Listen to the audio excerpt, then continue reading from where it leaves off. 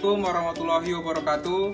Kami dari Universitas Ibnu Sina Batam, Fakultas Ekonomi Bisnis, akan menjelaskan materi dari mata kuliah Operation Research dengan judul materi metode transportasi. Kami dari kelompok 4 dengan anggota saya sendiri, Rizky Eko Saputro, Aditya Saputra, Arif Rahman, Halim Raka, Cindy Isnaini, Windy Triluandari.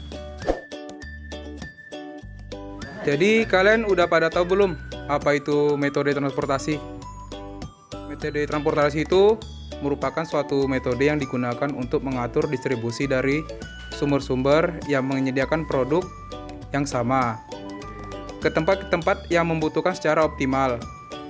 Metode transportasi berhubungan dengan distribusi suatu produk tunggal dari beberapa sumber dengan penawaran terbatas menuju ke beberapa tujuan dengan permintaan tertentu.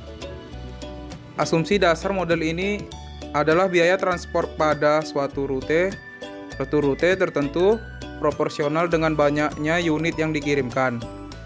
Pada model transportasi, yang harus diperhatikan adalah bahwa total kuantitas pada seluruh baris harus dengan total kuantitas pada seluruh kolom. Jika tidak, maka perlu ditambahkan kuantitas dummy. Karakteristik dari metode transportasi ada dua.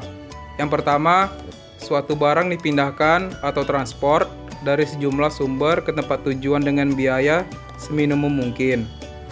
Yang kedua, barang tersebut tiap sumber dapat memasok suatu jumlah yang tetap dan tiap tempat tujuan mempunyai jumlah permintaan yang tetap. Dua metode transportasi.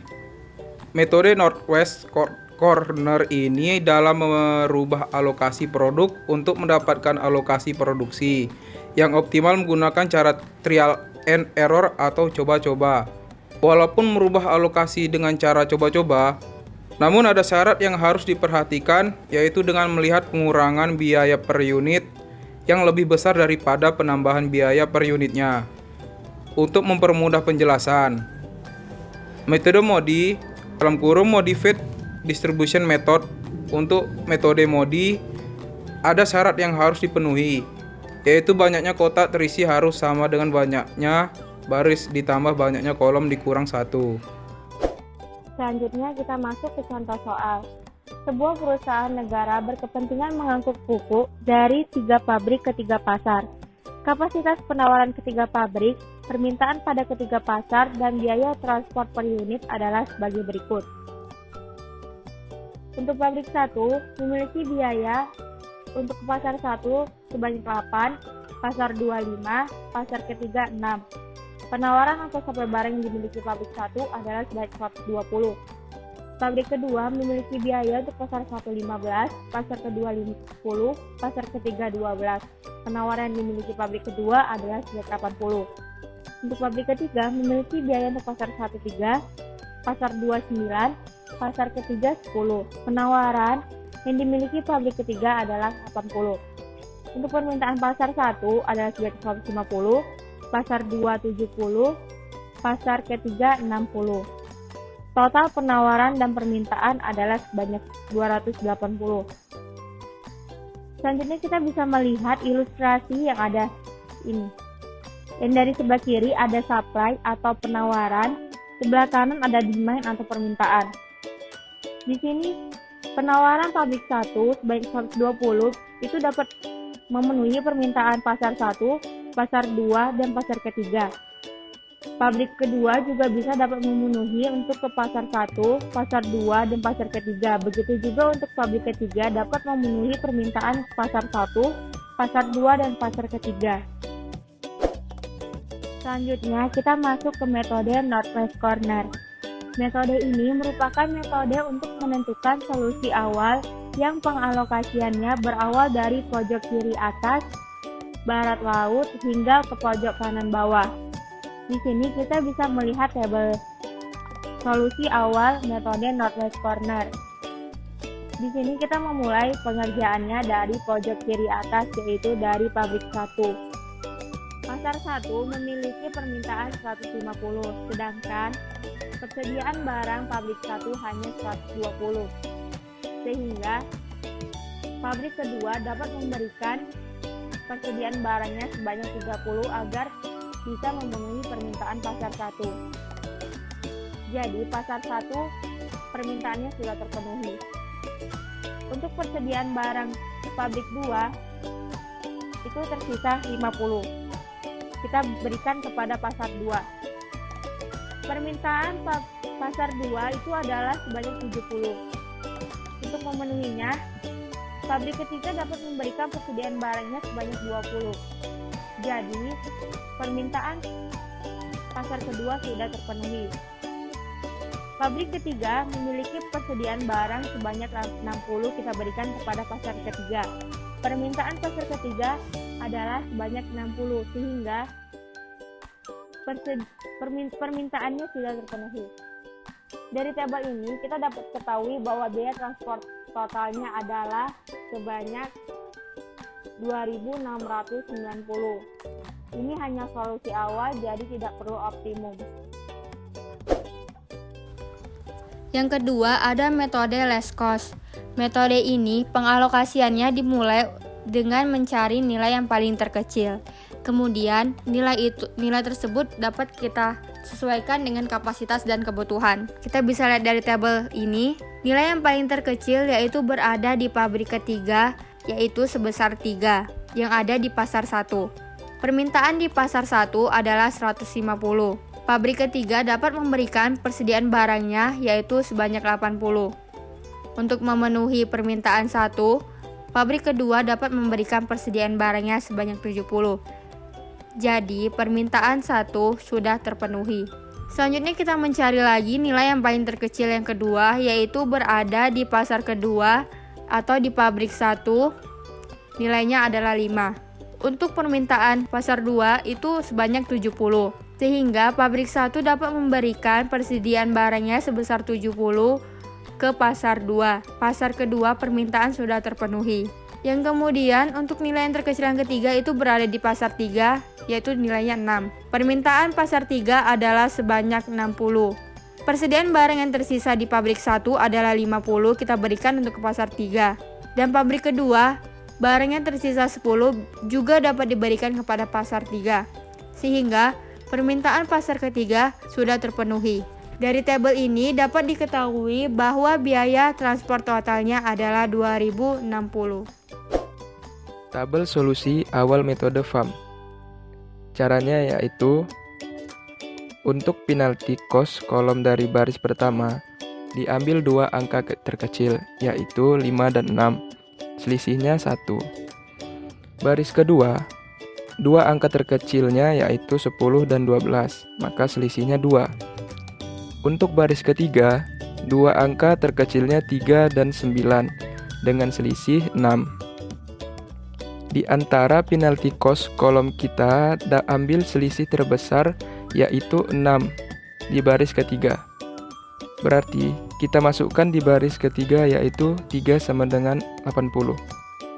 Selanjutnya kita mencari di penalti cost kolom pada kolom pertama 2 angka terkecilnya 8 dan 3 dengan selisih yaitu 5.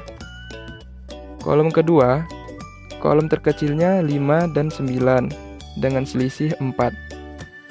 Kolom ketiga dengan 2 angka terkecil 6 dan 10 dengan selisihnya 4. Dari penalti cost kolom kita ambil di kolom pertama dengan angka terkecil. Karena angka ketiga sudah dipakai, kita mencari angka terkecil lainnya yaitu 8 sama dengan 70. Untuk penalti cost kolom pada baris pertama, kita ambil angka 5 dan 6, selisihnya yaitu 1.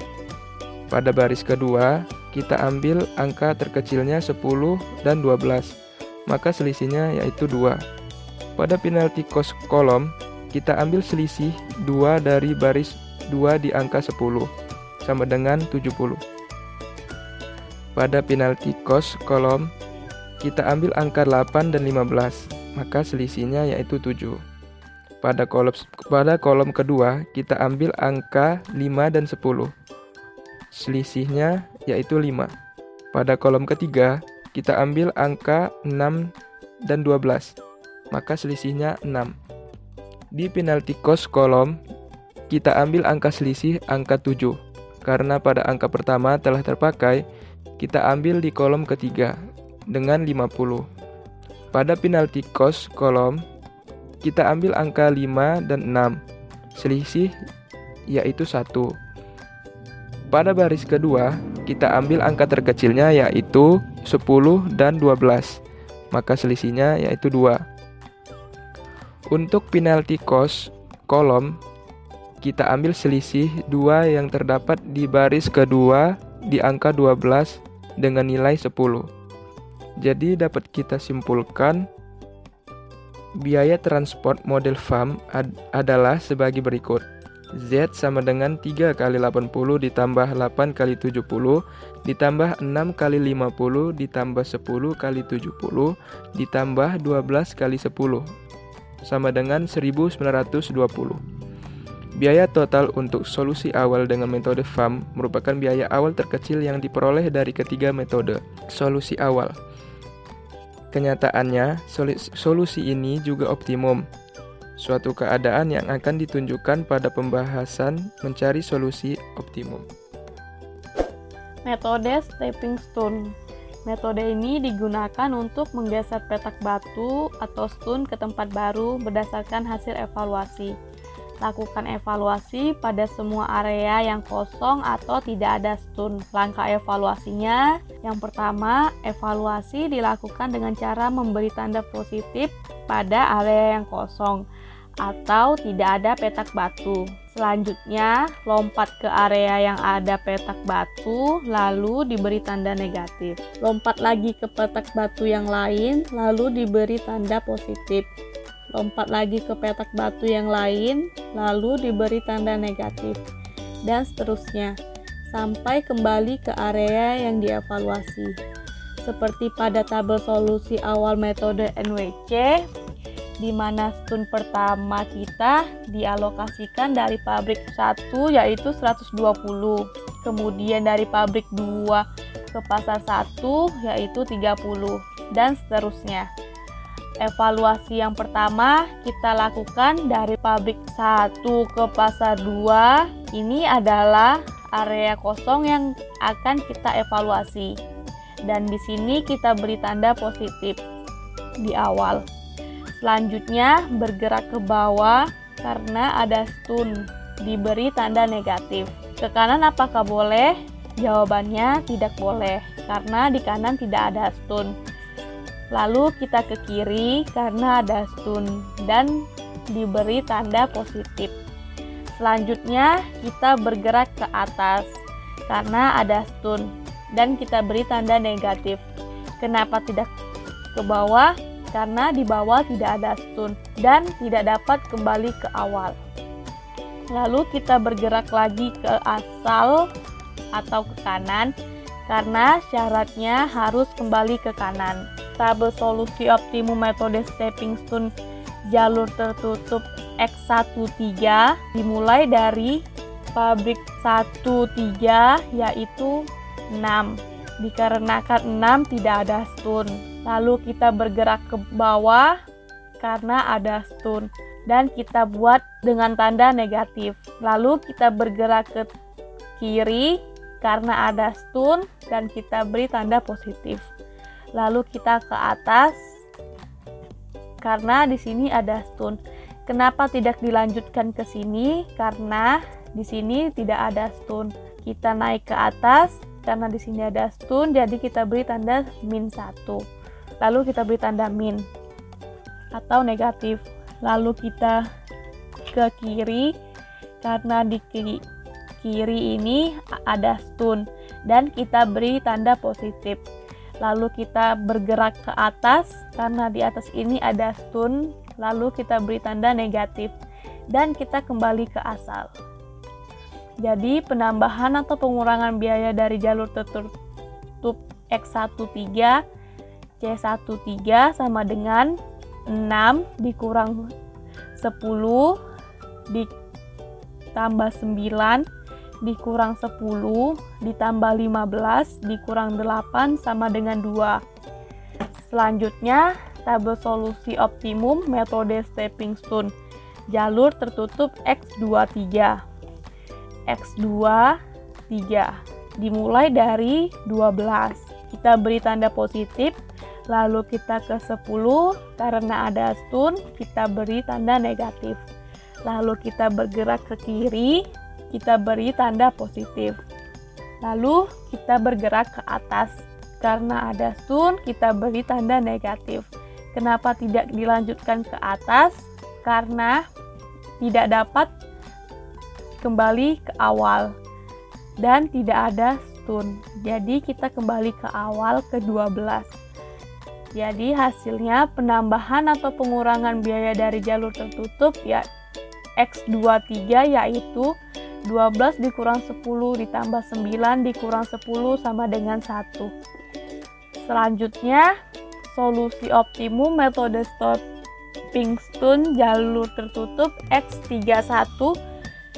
X31 dimulai dari 3. Di sini kita beri tanda positif karena di sini tidak ada stun. Lalu kita ke atas, kita beri tanda negatif. Lalu kita pindah ke kanan, kita beri tanda positif.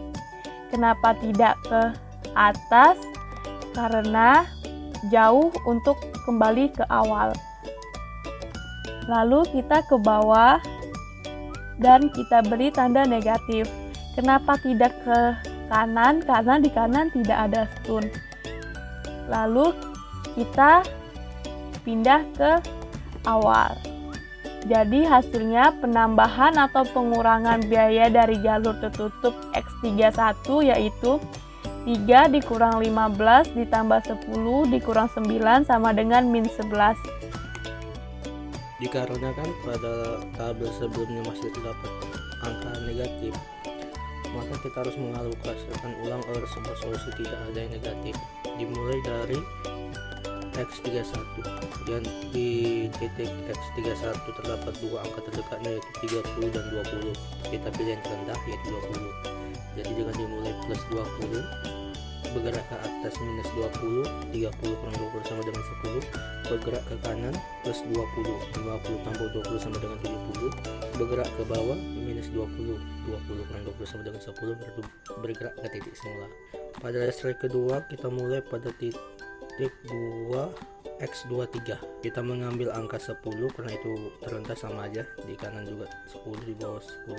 Jadi dimulai dengan plus 10, bergerak ke bawah minus 10, 60 kurang 10 sama dengan 50, bergerak ke kiri plus 10, 20 tambah 10 sama dengan 30, bergerak ke atas minus 10, 10 kurang 10 sama dengan 0, baru kembali ke titik semula. Pada ilustrasi ketiga kita mulai dari titik X13. Dikarenakan titik 12 sudah dipakai sebelumnya, maka kita lanjut ke titik bawahnya yaitu 50. Maka plus 50 bergerak ke bawah minus 50, 50 sama dengan 0, bergerak ke sisi kiri plus 50, 30 tambah 50 sama dengan 80, bergerak ke atas minus 50, 120 kurang 50 sama dengan 70, dan kembali ke titik semula. Pada ilustrasi ketiga semua kolom sudah positif, maka tidak perlu dilakukan perbaikan lagi. Maka solusi optimumnya adalah Z sama dengan 8 kali 70 tambah 6 kali 50 tambah 10 kali 70 tambah 12 kali 10 tambah 3 kali 80 sama dengan 1920. Dua metode modified distribution atau MODI. Contoh, solusi awal menggunakan northwest corner. Tabel 1 terdapat 120, situ tabel 21 terdapat 30, tabel 22 terdapat 50, terus tabel ketiga terdapat 32, 20. Di situ penawarannya sedang tabel pertama itu ada 120, tabel kedua 80, tabel ketiga 80. Permintaan atau D-nya itu 150, 70, 60, terus penawarannya dengan 280. Metode mode memberi U1 dan VJ yang dirancang untuk setiap baris dan kolom. Dari tabel di atas kita dapat diketahui bahwa X11 sama dengan U1 tambah V1 sama dengan C11 sama dengan 8. Misalkan U1 sama dengan 0, maka 0 tambah V1 sama dengan 8, V1 sama dengan 8.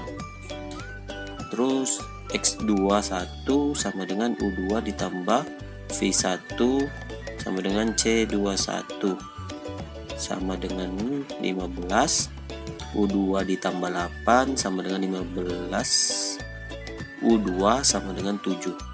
X22 U2 ditambah V2 sama dengan C22 sama dengan 10. Terus itu 7 tambah V2 sama dengan 10. V2 sama dengan 3. X32 sama dengan U3 ditambah V2 sama dengan C32 sama dengan 9. U3 ditambah 3 sama dengan 9. U3 sama dengan 6. X33 U3 ditambah V3 sama dengan C33 sama dengan 10. 6 tambah V3 sama dengan 10. V3 sama dengan 4. Terus nilai perubahan untuk setiap variabel non dasar CIJ ditentukan melalui CIJ sama dengan CIJ dikurang VI dikurang VJ, sehingga C12 sama dengan 5 dikurang 0 kurang 3 sama dengan positif 2. Terus itu C23 sama dengan 12 dikurang 7 kurang 4 sama dengan 1. C13 sama dengan 6 kurang 0 kurang 4 sama dengan positif 2. C31 sama dengan 3 dikurang 6 dikurang 8 sama dengan negatif 11. Jadi nilai C3 negatif terbesar negatif 11, menunjukkan bahwa solusi yang tidak ada optimal. Dan X31 sebagai variabel masuk. Jumlah yang dialokasikan ke X31 ditentukan sesuai dengan prosedur stepping stone. Selanjutnya UI, VJ, dan CIJ pada tabel baru dihitung kembali untuk uji optimalitas dan menentukan variabel masuk.